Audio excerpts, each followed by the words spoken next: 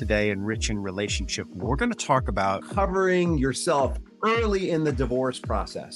If you're in choppy waters and you're drowning, you don't want to try and save yourself. You want to find a lifeguard to help you out. And when the divorce is all over, they still need to be around. So if you maim them, cripple them, beat them, you're actually maiming, crippling, and beating your children.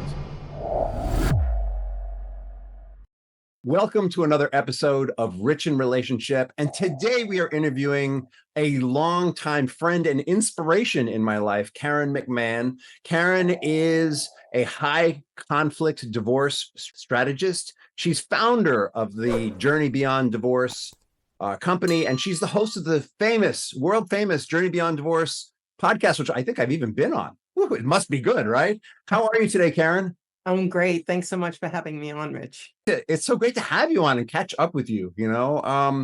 Yeah, it's funny how the people you vibe with the most, you kind of take most for granted.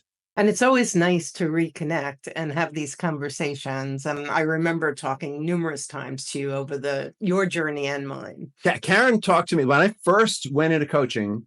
Karen and I spoke, and she actually said, if you find you're having trouble doing this on your own, you could come, explore working with me a little. But I was too proud and arrogant to do that, which I really needed that, by the way. I should have said, oh, thank you so much. And boy, was it tough times for a couple of years there, but we are well beyond that. So let's not talk about me. Let's talk about the topic today. So Karen has been working in high conflict divorce for years, and she is a true expert. And she is in the process of making it more cost effective for people in this situation to find their way earlier in the process. Karen, why is it so important in the divorce process that we find our way early on? And why do we need you? Come on, or me, or anyone else? Why can't my freaking attorney take me there? Yeah, exactly. The short answer is if you're in choppy waters and you're drowning, you don't want to try and save yourself. You want to find a lifeguard to help you out. And when you're leaving a marriage where there's been abuse, betrayal, a huge power imbalance, entering divorce and just thinking all I need to do is hire an attorney and he or she will guide me, really undercuts so much of the power that you need. So you've had this loss of self, right? There's a breakdown of self-esteem and self-confidence, and yet you're about to enter the biggest transition of your life. You're going to make really complex decisions that are going to impact the rest of your future and your children's and your finances. And so the pre-game is like what I like to call it. That early game is kind of like what they do in NASA with rocket ships. They spend so much time making sure that they know where they're going, that everything is in order, that their strategies, their skills are all set up. So when you lift off into your divorce, you're actually, I like to say, you want to be the CEO or the project manager of your divorce. And you and I, Rich, were talking offline. When you're coming from these really complex situations and maybe often feeling a victim of your circumstances, you're living in your amygdala where you don't have a lot of access to your executive functioning abilities. And so making those decisions becomes really hard. And even seeing what's real versus your fear interpretation or your fear assumption can lead you quite astray. Mm-hmm. Yeah, I love the image of NASA, right? Because everything in NASA is set up so that it's systemized, it's regular. And if something does go wrong, they have a protocol so that people don't get too freaked out. They already have a strategy in place so that when their amygdala gets triggered, or when something really awful looks like it's happening, they can follow that strategy and override their natural instinct to just emotionally explode. And I think that's kind of the problem with relying on attorneys, right? And not that attorneys are bad, by the way. Attorneys are awesome. They are super trained and experienced in the arena of the law. But the arena of the law is created as a goal-oriented experience, and it doesn't often account for all the ecological pieces of our lives as we move through it. It's about, let's get through this. Let's get this divorce done. Let's get the papers signed. And the attorneys don't have systems for our emotional state. They have systems for dealing with the judge. They have systems for dealing with each other. They have systems for dealing with forensic accountants. But they're not trained in helping us in the divorce process. And that's why we need people like you. Hey, there's a question I almost forgot to ask you.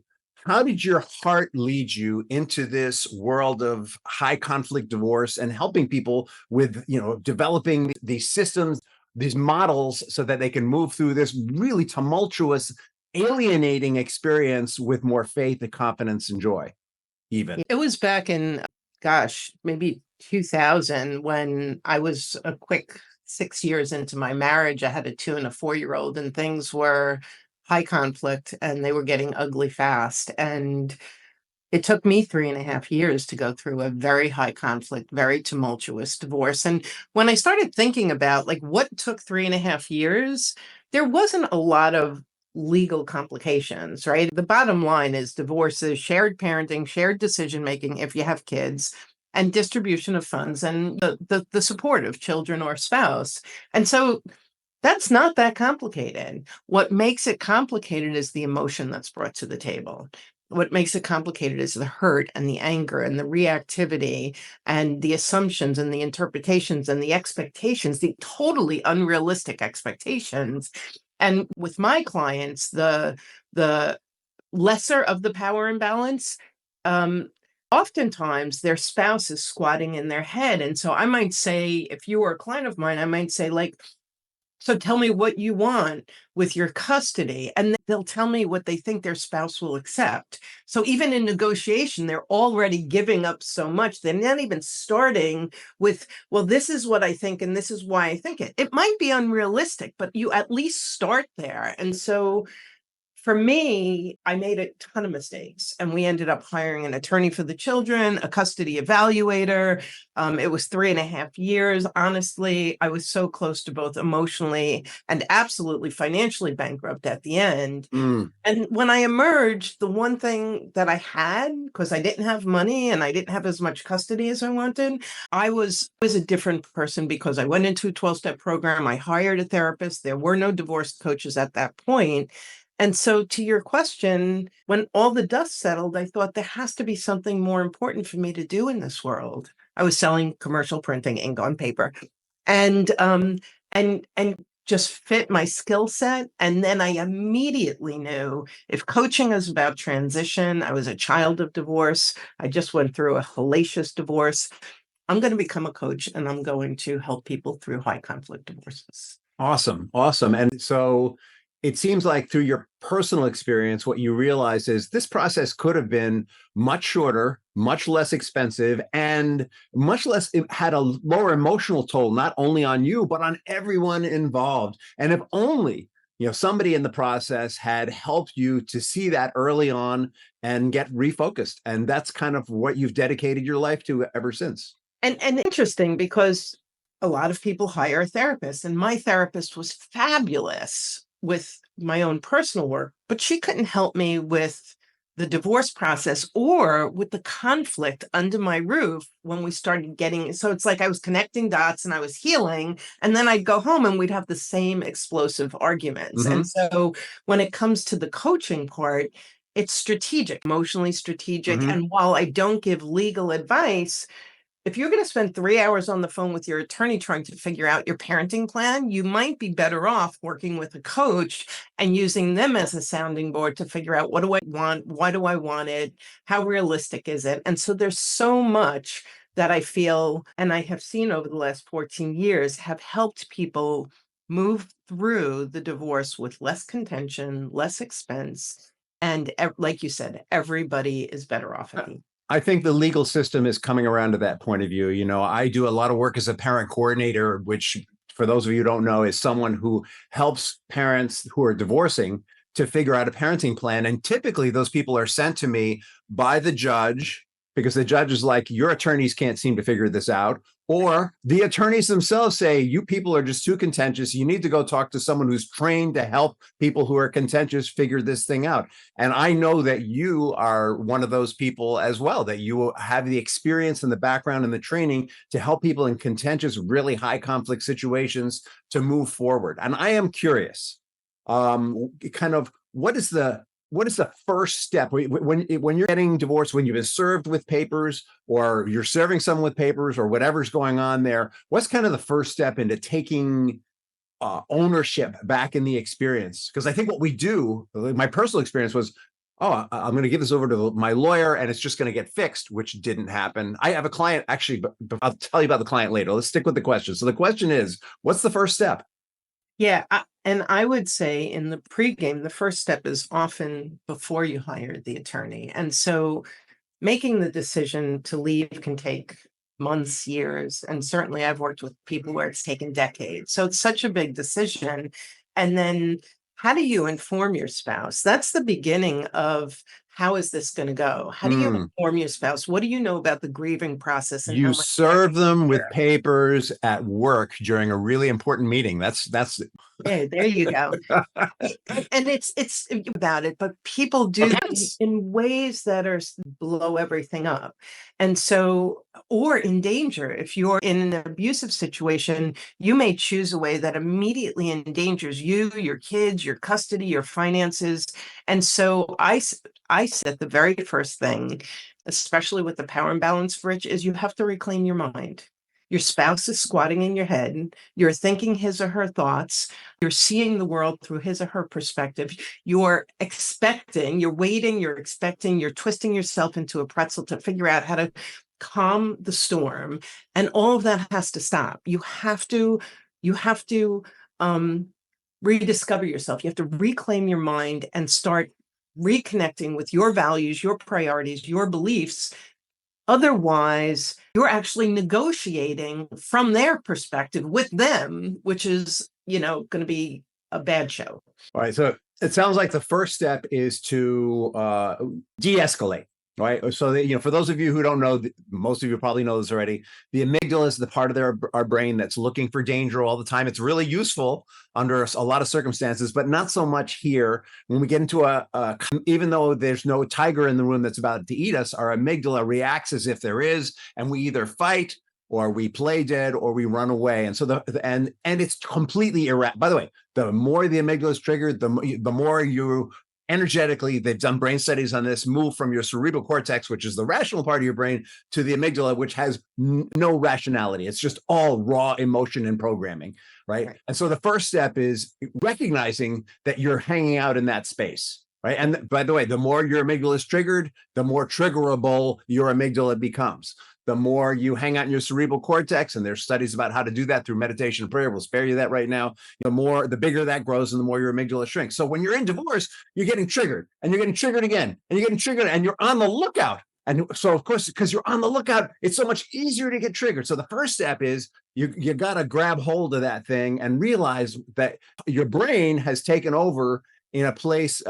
It's looking for a permanent solution to a temporary problem.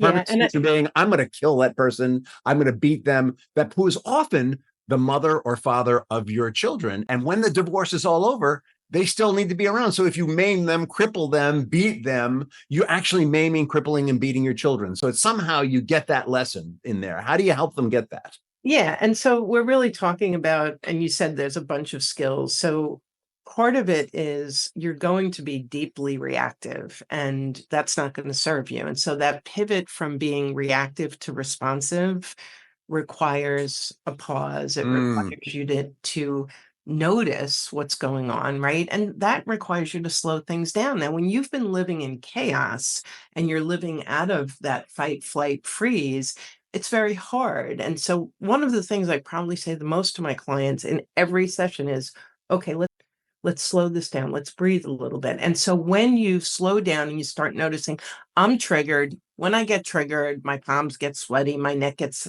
tight. Okay, can I take a pause and come back and respond? And when you do what Rich just explained, you're basically throwing emotional grenades across the room. Shrapnel is going everywhere. Which sure feels good in the moment. Kids are getting hurt. You're getting maimed. And if you have a high conflict ex, let me tell you, their grenades are going to be bigger than yours. They're going to come back with a bonfire and everyone's going to get burned. And so those early stages are about owning your part. For me, One of the things I realized was because of my own childhood, I was a people pleaser. I had a lot of codependent behaviors. I was very self-condemning. There was very little self-love. How did those things serve me going through my divorce? Not well. And so you're asking, what's the first step? People like, let me ask my friend or my sibling who they hired. Let me just call and hire that person and let me get going. And it's like, no, slow it down. There's a lot that happens in your head, your heart, your home, in your family dynamic that you can address before you actually step in to the boxing ring, into the legal battlefield. There's plenty of time for that. The more prepared you are, the better off you're going to be, which is why I created the masterclass that we were going to talk about. Which we are going to talk about. This thing of being prepared before you start is so important. I have a client who I've been working with for a while who has hired a serious bulldog law firm who will remain nameless for the podcast. And she's divorcing someone who's very toxic on the other end, possibly narcissistic even, though, I'm not a therapist. I don't make a diagnosis. That's between him and his therapist, and he's hired an attorney who I know personally, who does not like to go to the mat, who's all about settling. And yet her attorneys are still in the let's go get him mode. Let's go get this guy. Come on, let's go get. And they're feeding on, you've referenced this a couple of times, the power imbalance. There was a big power imbalance in the relationship. And now she's feeling like she's got some powers. They're almost feeding on this. And I had to take her aside and say, listen, I know this guy who's representing your husband, and you don't have to kill your husband anymore. Like, he will talk your husband into settling. But her attorneys are so playing with that sense of, no, you've got the upper hand now, go for the jugular, and so the idea of who we pick when we start is so important in how it's going to end. And it's actually, yeah, and both two things, right? Because people don't even realize there's multiple approaches to the legal process of divorce. And so it's like, what approach you choose, and then how do you vet an attorney, and how do you make sure?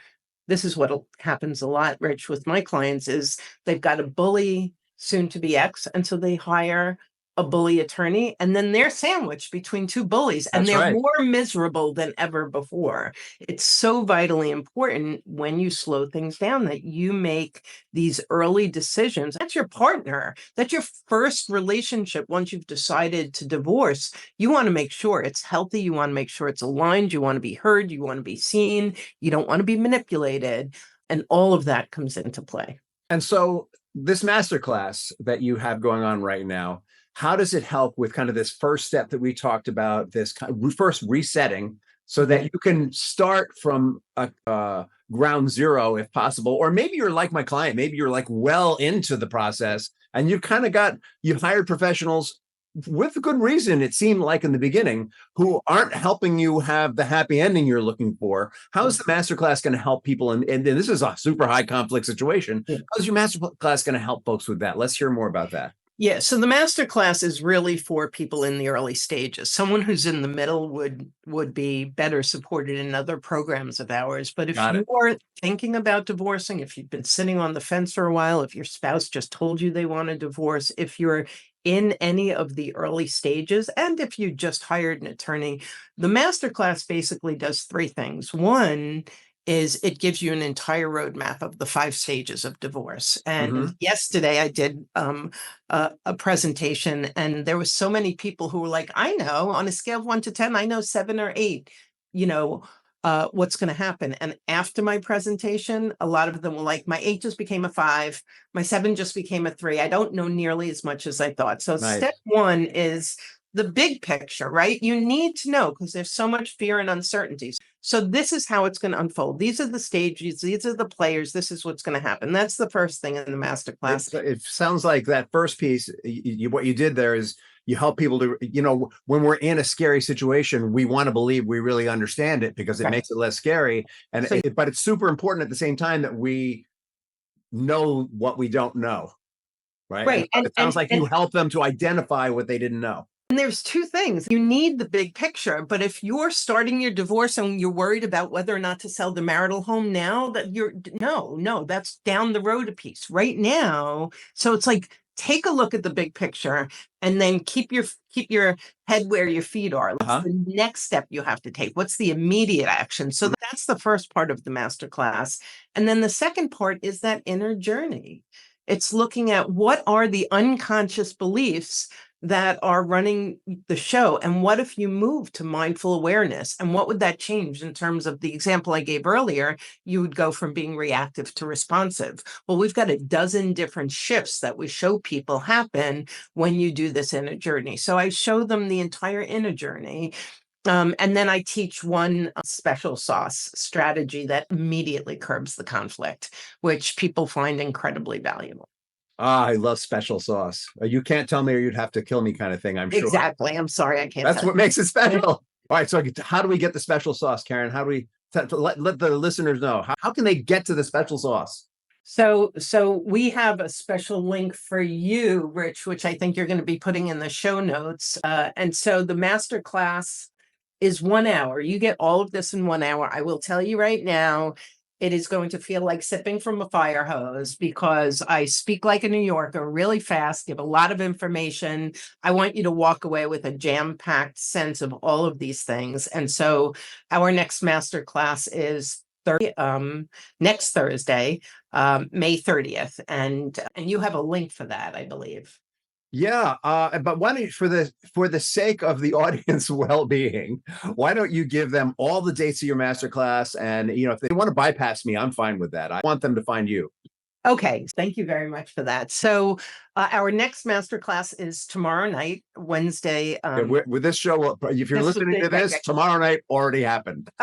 Okay, then I'm going to say Thursday, May 30th at 8 p.m. Eastern and Saturday, June 1st at 1 p.m. Eastern. Awesome. Are the two masterclasses that will be available when this goes live. And you can go to jbddivorcesupport.com/masterclass and sign up. And if you're not available during those times, there's a replay. So you can absolutely, if you enroll and you show up, you will receive the replay and be able to watch it. I will tell you that we were talking offline, a matrimonial attorney is, in the South and in the center of the country is typically $400 an hour. You get to the coasts and some of the cities and it's more like 500 to 1,000 or more. My wife charges $1,000 an hour. Yeah, there you go. And so this is a 1 hour free masterclass where you're getting so much information to set you up for success, to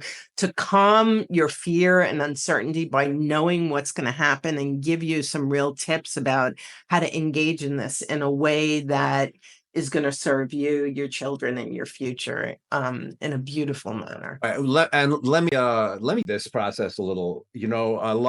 All the work that any coach, therapist, strategist, whatever label you want to put on it, in the end is all about unconscious mind. What does that mean, right? Unconscious mind. We hear the term and it almost slips off of us when we hear it. So, and you referenced it. I want to be really clear. Unconscious mind is like our operating system. It's 80% of who we are. Some people say 90%. It's a lot. Right. And all those experiences where you like you're sabotaging yourself and getting in your own way, or where you're going off and you shouldn't. That's all your unconscious mind doing its best to help you out in the way that it's been taught to do. And so it's really vital that you take the time to identify what are the strategies that your unconscious mind has and look for ways to either work around them or to alter the programming, which can be really challenging. So what Karen is offering you here is a free masterclass where you can start to explore that playground so that your divorce in the early stages ends quickly. And I will testify that when I got divorced, I had the opposite experience of Karen because I met a divorce professional, not a coach, but someone who was very experienced, who, because we were friends, went to college together, coached me through the divorce experience. She said to me, that urge you have to kill, you're going to have to just table that, because this is the mother of your children. That urge you have to hold on to every penny, you just need to think of this as you investing in your children by giving it to her. And my divorce was 9 months long, not 3.5 years long. And I ended up taking the mother of my children to her mom's funeral, because we weren't BFFs, but she's part of my family. And so as part of my family, I showed up for her. And it wasn't like this, loving reunited friendship thing, but it was part of the structure we created because I got help in my divorce. And so I am encouraging you to connect with Karen, because she knows about this stuff. You will years and like thousands and thousands of dollars. I thought my divorce was expensive at the time, but when I look back at it now, it was dirt cheap, because 9 months is a lot less legal fees than 3.5 years. I could just do the math. Anything? Here's my final question, Karen. What is the legacy that you want to leave behind through this masterclass and all the work that you're doing with people?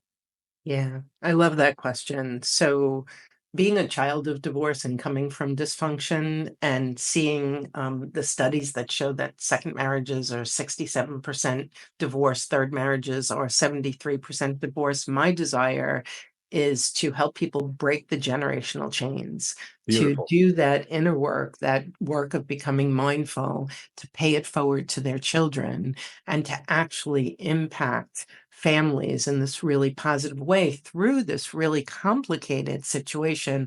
I believe we can break generational chains and create healthier marriages going forward. Yeah, and I want you guys to get that there are generational chains, right? And it's not necessarily genetic even. It's just that the behavior that taught my mother is the behavior that my mother taught me is the behavior, unless I identify it, it's the behavior I teach my children, which works in some situations, but very often it does not, particularly in divorce. So I love that vision. Break those chains. You go. Thank you. Thank you so much for this conversation, and thank you for what you're doing in the world too, Rich. You're amazing with the work that you do. It's great to have you on, and I look forward to speaking with you more and the future success of your program. Thank you so much.